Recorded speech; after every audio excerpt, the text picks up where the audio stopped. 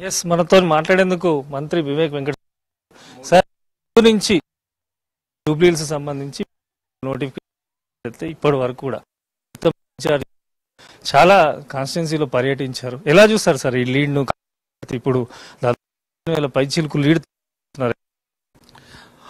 నాకు ఛాలెంజ్ ఉండే, నాకు ఇన్ఛార్జ్గా ఉన్నప్పుడు అనౌన్స్ చేసినప్పుడు నాకు అనిపించింది, ఎందుకంటే అప్పుడు ఆ రోజులలో పార్టీ ఇండిపెండెంట్ సర్వే చేసింది.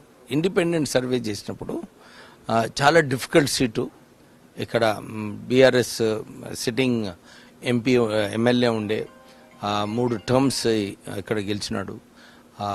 ఇలాంటి సందర్భంలో 22% ముందు ఉన్న బీఆర్ఎస్ నియోజకవర్గంలో కాంగ్రెస్ పార్టీకి అందరూ తెలుసు. మొన్న జిహెచ్ఎంసీ ఎలక్షన్స్లో, లాస్ట్ జిహెచ్ఎంసీ ఎలక్షన్స్లో కూడా కేవలం 2 సీట్లు గెలిచింది. అప్పుడు అసెంబ్లీలో అసలు ఇక్కడ అకౌంటే ఓపెన్ చేయలేదు. కంటోన్మెంట్ బై ఎలక్షన్ వచ్చినప్పుడు గెలిచింది కాంగ్రెస్ పార్టీ, కానీ అప్పుడు కాంగ్రెస్ హవా ఉండే అప్పుడే అసెంబ్లీకి వచ్చినందుకు. కానీ ఇప్పుడు 1.5 year అయిపోయింది. So it was a challenge జూబ్లీహిల్స్లో. ఎట్లా ఈ 22%ని పాజిటివ్ చేయాలని చెప్పి చాలా మంచిగా పనిచేయడం జరిగింది.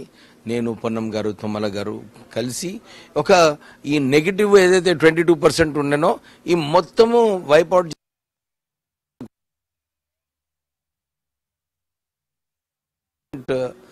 మార్జిన్తో కాంగ్రెస్ పార్టీ గెలుస్తుందంటే ఆ ఫౌండేషన్ ఏదైతే మేము 2 months బ్యాక్ చేసినామో అది కనబడుతుంది. ప్రజలు కూడా ఒక నమ్మకం, కొత్త ప్రభుత్వం కాంగ్రెస్ ప్రభుత్వం వచ్చింది, రేవంత్ రెడ్డి గారు ముఖ్యమంత్రిగా ఉన్నారు. ఈ కాంబినేషన్ ఏదైతే ఉందో ప్రజలకు గ్యారంటీ కార్డు ఇంప్లిమెంట్ చేశారు, సన్న బియ్యం ఇవ్వడము, కొత్త రేషన్ కార్డ్స్ ఇవ్వడము. 10 సంవత్సరాలు కేటీఆర్ మున్సిపల్ అడ్మినిస్ట్రేషన్ మంత్రిగా ఉన్నప్పటికీ, ఐటీ మినిస్టర్గా ఉండి నేను ఇన్ని వేల ఉద్యోగాలు తీసుకొచ్చానని చెప్తున్నాడు. కానీ జూబ్లీహిల్స్లో మున్సిపల్ అడ్మినిస్ట్రేషన్ మినిస్టర్గా ఫెయిల్ అయిపోయినాడు. ఎందుకంటే ఒక రోడ్డు సరిగా లేదు, డ్రైనేజ్ సరిగా లేదు, ఒక ఉద్యోగం కల్పించినట్టు ఎక్కడ కూడా ఎవరు మాట్లాడలేదు. సో ఒకవైపు కాంగ్రెస్ పార్టీ వీక్ పొజిషన్ నుంచి స్ట్రాంగ్ పొజిషన్ అయింది, ఇంకోవైపు టీఆర్ఎస్ పార్టీ స్ట్రాంగ్ పొజిషన్ ఏదైతే 22% ముందు ఉండేనో దాన్ని ఇప్పుడు -12 to 14% కేటీఆర్ లీడర్షిప్లో. This is an important point. ఎందుకంటే వారు వర్కింగ్ ప్రెసిడెంట్ అయిన తర్వాత అన్ని ఎలక్షన్లు ఓడిపోతున్నాడు. మీరు చూసినారు 2019లో కారు సారు 16 అని చెప్పి అప్పుడు 7 సీట్లు ఓడిపోయినాడు. సొంత చెల్లెలు గెలిపించుకోలేకపోయినాడు అప్పుడు కవితని. సో ఆయన లీడర్షిప్ ఒక సస్పెక్ట్ అయిపోయింది. ఆయన అనుకున్నాడు నేను ముఖ్యమంత్రి అయితే మా నాన్న తర్వాత అని కూడా అనుకున్నాడు. కానీ అసెంబ్లీ ఎలక్షన్స్ ఓడిపోయినాడు ఆయన లీడర్షిప్లో. తర్వాత మళ్ళీ పార్లమెంట్ ఎలక్షన్స్లో టీఆర్ఎస్ అన్ని చోట్ల కూడా డిపాజిట్ కోల్పోయింది. గ్రాడ్యుయేట్ ఎలక్షన్లో కూడా 2 సీట్లు క్యాండిడేట్లే పెట్టలేదు. ఇప్పుడు కూడా ఈ జూబ్లీహిల్స్లో ఎన్ని ప్రయత్నాలు, నేను చాలాసార్లు చెప్పినాను, ఈ బీఆర్ఎస్ బీజేపీ ఇద్దరు కలుసుకున్నారు, ఇది ఒకటి కూటమి అయింది. అయినప్పటికీ కూడా కాంగ్రెస్ పార్టీ వాళ్ళిద్దరిని ఇంత మంచి మెజారిటీతో ఓడించడం జరిగింది. దీంట్లో కేటీఆర్ ఆయన ఆలోచించుకోవాలి, నా లీడర్షిప్ నిజంగా టీఆర్ఎస్ పార్టీకి లాభం ఉంటుందా లేదా అని చెప్పి ఆయన ఆలోచించుకోవాలి. ఆయన కూడా ఇంట్రాస్పెక్ట్ చేసుకోవాలి, నేను ఇంత ఫెయిల్యూర్నా, నా లీడర్షిప్ పొటెన్షియాలిటీ లేదా.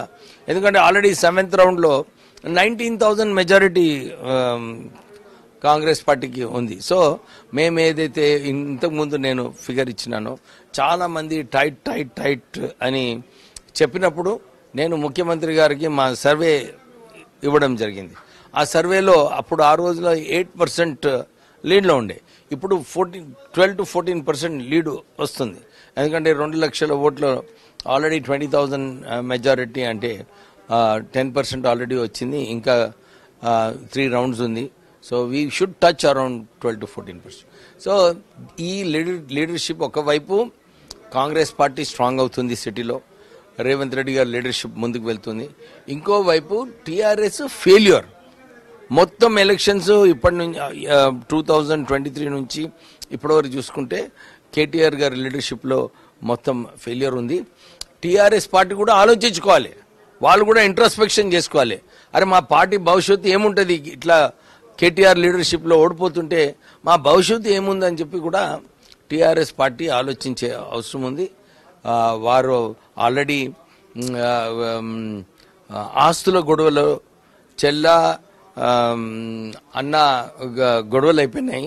ఇప్పుడు ఈ వీక్ లీడర్షిప్లో కేటీఆర్ బావ హరీష్ వీళ్ళకు కూడా విభేదాలు వచ్చేటట్టు కనబడుతున్నది. సో వాళ్ళు కూడా ఆలోచించుకోవాలి, కేటీఆర్ బెటర్ లీడరా హరీష్ బెటర్ లీడరా అని చెప్పి టీఆర్ఎస్ పార్టీ కార్యకర్తలు అందరూ కూడా ఆలోచించుకొని మా పార్టీ బ్రతకాలంటే ఏం కావాలి, కేటీఆర్ ఏమో మాకు సరిగా లీడ్ చేయలేకపోతున్నాడు, ఫెయిల్యూర్ అయిపోయినాడు అన్ని చోట్ల కూడా, మరి ఇంత లుకింగ్ ఫార్వర్డ్ ముందుగా పోయినప్పుడు ఆయన లీడర్షిప్ పార్టీకి లాభమా లేదా అని చెప్పి టీఆర్ఎస్ పార్టీలో ఒక ఆలోచన వస్తుంది ఇప్పుడు.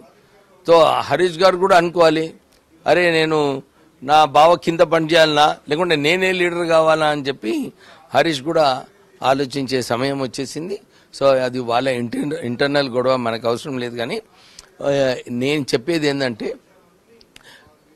కేటీఆర్ నా లీడర్షిప్ నేను నా ద్వారానే పార్టీకి ముందు పోతుందని ఏదైతే అనుకుంటున్నాడో ఫెయిల్యూర్. ఇంకోటి ఫెయిల్యూర్ ఏంటంటే సోషల్ మీడియా హైప్ చేస్తే గెలుస్తామని చెప్పి ఏదైతే ఆయనకు ధీమా ఉండేనో అదొక ఫెయిల్యూర్ అయిపోయింది. ప్రజలు సోషల్ మీడియాని ఫాలో చేస్తారు కానీ కంటెంట్ లేకుంటే, కేటీఆర్ లీడర్షిప్ కంటెంట్ లేకుంటే ఎంత సోషల్ మీడియా చేసినా కానీ లాభం లేదు. మీరు లాస్ట్ 1 వీక్ నుంచి చూడండి, అన్ని ఛానళ్లలో కేటీఆర్ ఇంటర్వ్యూ ఇవ్వడము, కేటీఆర్ని గెలుస్తున్నామని చెప్పడము, ఇదొక రెఫరెండమ్, 2 సంవత్సరాల రెఫరెండము.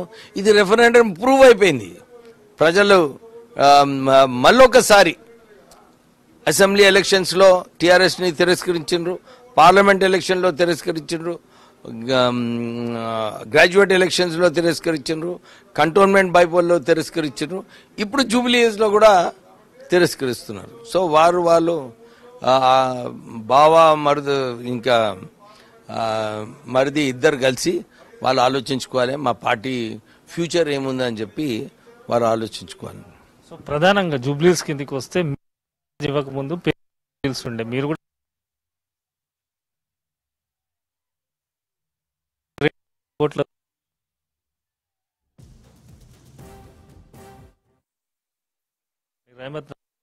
మొత్తం సమన్వయం చేశారు, అభ్యర్థి దగ్గర నుంచి మొదలుకొని అభివృద్ధి పనుల వరకు. ఇదంతా ఎలా జరిగింది అనుకుంటున్నారు సార్? ఈ మొత్తం కూడా మీరు జూబ్లీహిల్స్ బైపోల్లో కీలక రోల్ గా ఉన్నారు, ఇదంతా ఎలా జరిగింది అనుకుంటున్నారు? అంటే నేను ఇప్పుడు క్యాడర్ లేకుండే, సో క్యాడర్లో ఒక ఉత్సాహం పెంచేది అవసరం ఉండే, వారికి ఒక భరోసా నమ్మకం లేదు, పార్టీ స్ట్రాంగ్గా ఉంది గెలుస్తుందని చెప్పి ఫస్ట్ పార్టీ క్యాడర్ని మేము మోటివేట్ చేయడం జరిగింది. తర్వాత ప్రజల దగ్గరికి వెళ్ళినప్పుడు వాళ్ళ సమస్యలు ఏమున్నాయి కనుక్కొని నిజంగానే రోడ్స్, నాలీసు, హైటెన్షన్ వైర్స్ పైనుంచి పోవడము, వాటర్ వర్క్స్ డిపార్ట్మెంట్ నుంచి, సో అన్ని చోట్ల కూడా ఎక్కడైతే ప్రజలకు ఇబ్బంది ఉందో అవన్నీ సమస్యలన్నీ కూడా మేము పరిష్కరించడం జరిగింది.